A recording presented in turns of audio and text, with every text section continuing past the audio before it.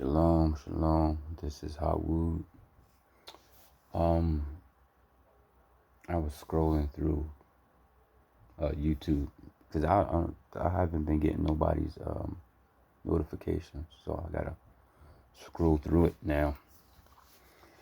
So I was scrolling through and I saw a video that Big Judah put up about Baruch, and I didn't look at it yet, but I just felt like something just I had a feeling to just go and read it again.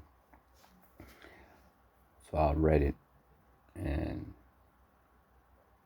I just realized that Baruch is talking about when the Spaniards came here and took the land from us. And I don't even think a lot of us noticed it. But I'm going to read this chapter. I'm going to read it all the way through. It's Baruch 6. And I'm going to read it all the way through. Hold on, I'm going to tell you exactly where it ends at. Here's the whole chapter of 6, Baruch 6. I'm going to read the whole thing. And because I think a lot of our people really need to hear this. And then after this, I'm going to load this one. Because the other video, I got other part. I have to pull it up out of my phone. My other phone. So I got that phone on charge. So when I'm done, I'm going to pull up the second part in the Baruch that I want to read. But it's for our people, but it's not for our people. It's actually for the other nations, because I really think they need to hear this. The ones that's being called, they really need to hear what that second video I'm going to do is saying. Maybe they need to hear it from somebody else's lips or from somebody else reading it, because sometimes things don't have as much effect when you're reading it versus when somebody else read it to you. All right, so I'm going to start at this. I'm going to start at Baruch 6 and 1. All right. Well, I'll read the note too. This is that Bible I told y'all I got. It says, a copy of the letter which Jeremiah sent to those who were being led captive to Babylon by the king of the Babylonians, to convey to them what Hawa had commanded him. And if you notice something, if you read any of the prophets, it talks about Babylon, and this is what Jeremiah is talking about too, about our people being taken into Babylon. So that's something we need to think about. Then you look at the times. When I start reading it and you start listening to what's being said, you're going to realize what time we're in. So actually, Drop Nation is telling the truth. The times are jacked up. They messed the times up. They just spreaded them by thousands of years and then turned around, and they could be hundreds of years. All right, here we go. For the sins you committed before Hawa, you are being led captive to Babylon by Nebuchadnezzar, king of the Babylonians. When you reach Babylon, you will be there many years, a period of 7 generations long. I'm going to stop there. Do anybody know what a generation is? The length of a generation is. So if you know what the length of a generation is, if you remember, the Most High told Abraham that he won't strive with these people so long. So remember, he brought our years down to 120. So that's a generation right there. Your generation don't stop until the progenitor of that family dies. That's when the next generation really starts. So if that's 7 generations, that's almost 700 years. Y'all need to think and look where we're at now. I'm gonna be honest, if we go by biblical time, I guarantee you we close to about 600 or 7, somewhere around there. They really messed up a lot of stuff, y'all. I just want y'all to know that. I'm not saying I'm right. I'm just saying you need to think about that. All right. A generation is long, after which I will bring you back from there in long Oh, on my fault. Bring you back from there in peace. And now in Babylon you will see borne upon men's shoulders gods of silver and gold and wood. So he's saying in Babylon we're going to see people, well, it says born, but it's like barren, gods of silver, gold, and wood, which cast fear upon the pagans. Take care that you yourselves do not imitate their alien example, and stand in fear of them. When you see the crowd before them and behind worshiping them, rather say in your hearts, O Lord, you to be worshipped. True. That's what I tell my son when he go to church. I say, you being forced, you can't say no. So you say in your heart, you tell the Most High that I want to worship you, not that idol, because he's being forced. For my angel is with you, and he is the custodian of your lives. So that's how you know that everything you do is being recorded. Their tongues are smooth by woodworkers. They are covered with gold and silver, but they are a fraud. They cannot speak. People bring gold as to a maiden in love with ornaments and furnish crowns for the heads of their gods. Then sometimes the priests take the silver and gold from their gods and spend it on themselves. Who do that? Who take the offerings and spend it on themselves? Yeah, churches. Y'all see? Just listen to what I'm saying, what I'm reading. Or give part of it to the harlots on the terrace. How many times y'all seen that in the news?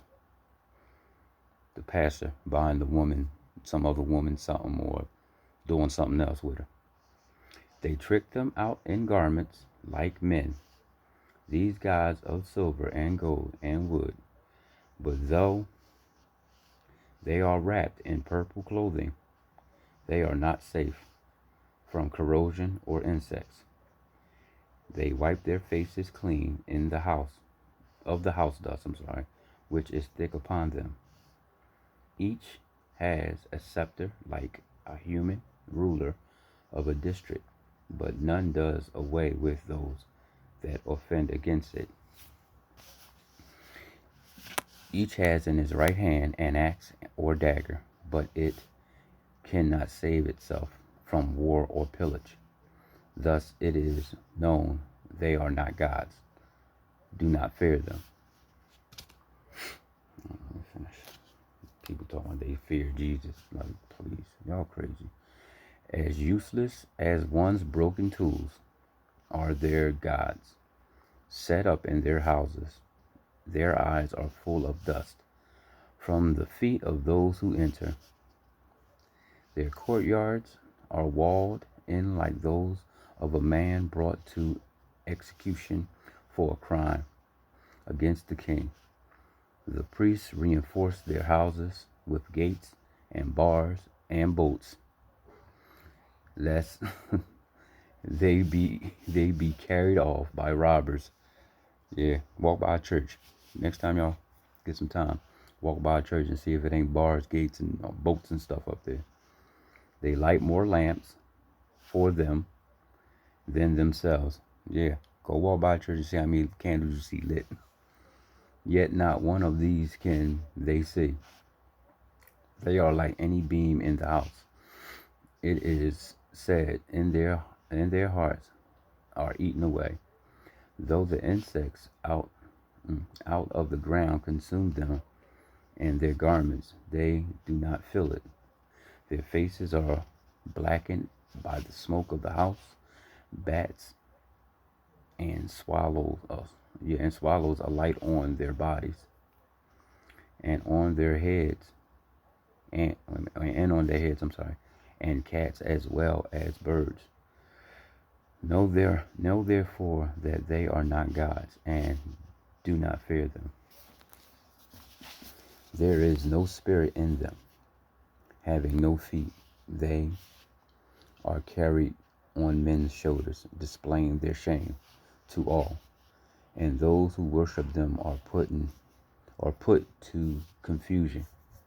Because if they fall to the ground, the worshiper must raise them up. They neither move of themselves. If one sets them upright, nor come upright, if they fall. But one puts gifts besides them as besides the dead. Their priests resell their sacrifices for their own advantage. Do y'all hear this? Their priests resell their sacrifices for their own advantage. Who they keep saying was sacrificed for us? And they keep reselling the same song to y'all for their own advantage, to make money. Even their wives cure parts of the meat. Y'all hear this? Now, sacrifice sometimes doesn't mean meat. It could be money too. All right. But do not share it with the poor and the weak. You hear that? So, do they give a poor man outside money when they get it? No. So you could turn this sacrifice into in two different ways. You could put it as money, or you could put it as food. But y'all understand what's being said. They don't get a poor none. I've seen plenty of poor people going to churches and get turned away. The menstruous, that's talking about a female and woman in childhood, handled their sacrifices. You hear that? That's against the law. A menstruous woman, a woman that's on her thing, she don't supposed to be doing none of this stuff. She's supposed to be separated and being taken care of until her 7 days of purifying is over with. She's not supposed to handle this food. Or I think a woman childbearing, I'm not sure how it go, but I know the menstruous part, they don't supposed to. Knowing from this that they are not gods, do not fear them. How can they be called gods? For women bring the offerings to these gods of silver and gold and wood. Don't they do that? The women give up all the money. And in their temples the priests squat with their torn tunics and with their shaven head and beard. Show me a pastor with a beard. And I do know I see a lot of bald head pastors too, but you show me a pastor with a beard, they all clean shaved and with their heads uncovered. I'm gonna read that again for y'all. And in their temples the priests squat with torn tunic and with shaven hair and beard and with their heads uncovered. This is talking about men. They shout and wail before their gods as others do at a funeral banquet. Okay, y'all want me to read that again? Let me read that again. They shout and wail before their gods as others do at a funeral banquet. Jesus, all that crazy mess, all that doom, and dancing and all that. Okay. The priests take some of their clothing and put it on their wives and children. Wow, this is crazy. This is exactly what happens in the church. Whether they are treated well or ill by anyone, they cannot requite it. They can neither set up a king nor remove him. Similarly, they cannot give anyone riches or coppers. If one fails to fulfill a vow to them, they cannot exact it of him. They neither save a man from death nor deliver the weak from the strong. That's exactly right. The priests can't do nothing. They can't do nothing. They have no power. That's the truth. They can't do nothing. All they do is just lead you to hell. To no blind man do they restore his sight. Nope. Nor do they save any man in an emergency. Nope. They neither pity the widow nor benefit the orphan. Nope, they sure don't. They all for themselves. These gilded and silver wooden statues are like stones from the mountains, and their whisperers will be put to shame. You hear that? Their whisperers who speak for that cross, who speak for it, who speak for that false god, these pastors. How then can it be thought or claimed that they are gods? Even the Chaldeans themselves have no respect for them. For when they, for when they see a deaf mute, incapable of speech, they bring forward Baal and ask the god to make noise, as though the man could understand. And they are themselves unable to reflect and abandon their gods, for they have no sense, and their women girt with cords set by the roads, burning chaff for incense. And whenever one of them is drawn aside by some passerby who lies with her, she mocks her neighbor who has not been dignified as she has, and has not had her own cord broken. Oh, so she's mocking a virgin. So they talking about a female that's a virgin, the woman that's running around sleeping with everybody. She mocks them. Wow, that's crazy.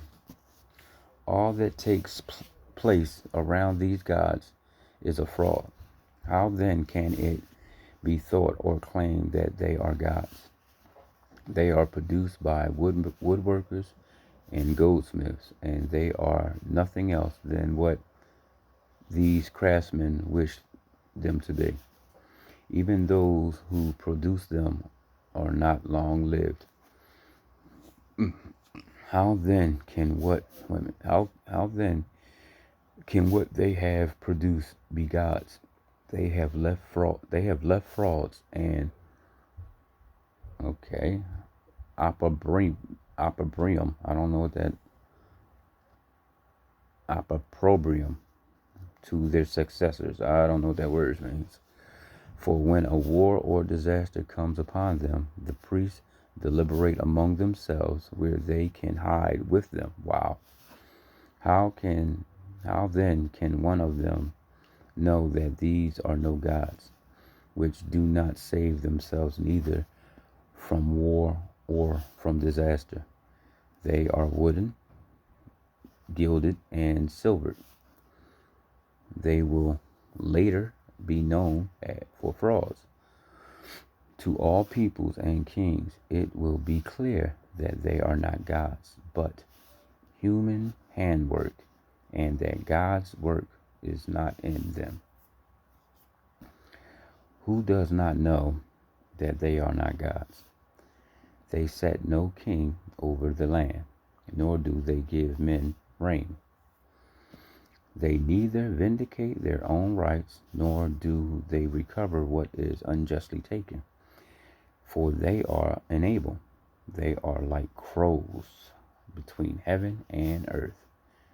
For when fire breaks out in the temple of these wooden or gilded or silvered gods, though the priests flee and are safe, they themselves are burned up in the fire like beams. They cannot resist a king or enemy forces. How can it be admitted or thought that they are gods? They are safe from neither thieves nor bandits.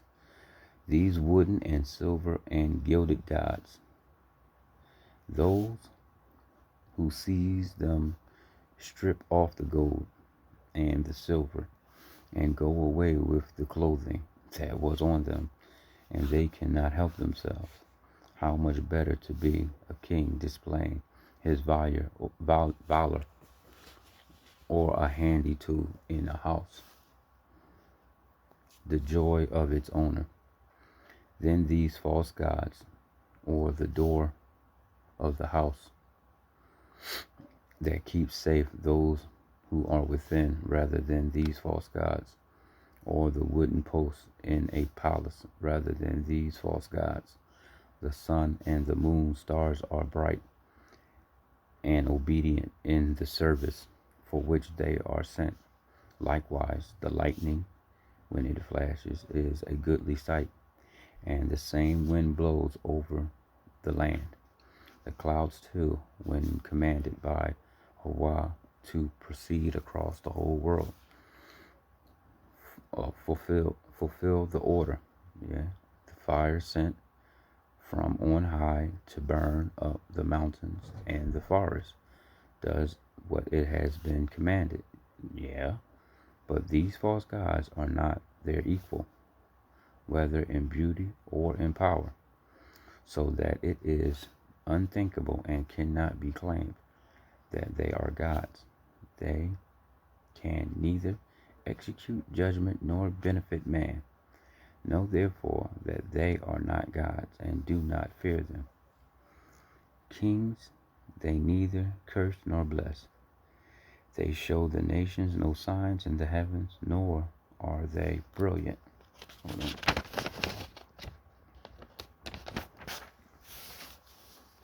Like the sun, nor shining like the moon. The beasts which can help themselves by fleeing to shelter are better than they are. Thus is no way it is clear to us that they are gods. So do not fear them, for like a scarecrow in a cucumber patch, that is no protection. Are there wooden gilded silver gods, just like a thorn bush in a garden, on which perches every kind of bird, or like crops hurled into darkness? Are there silver or gilded wooden gods, from the rotten of the purple of the linen upon them? It can be known that they are not gods. They themselves will in the end be consumed and be disgraced in the land. The better for the just man who has no idols. He shall be far from disgrace. I don't have no idols. Yes. All right, y'all. That was good, wasn't it? Wait till I find this other one. All right. Shalom.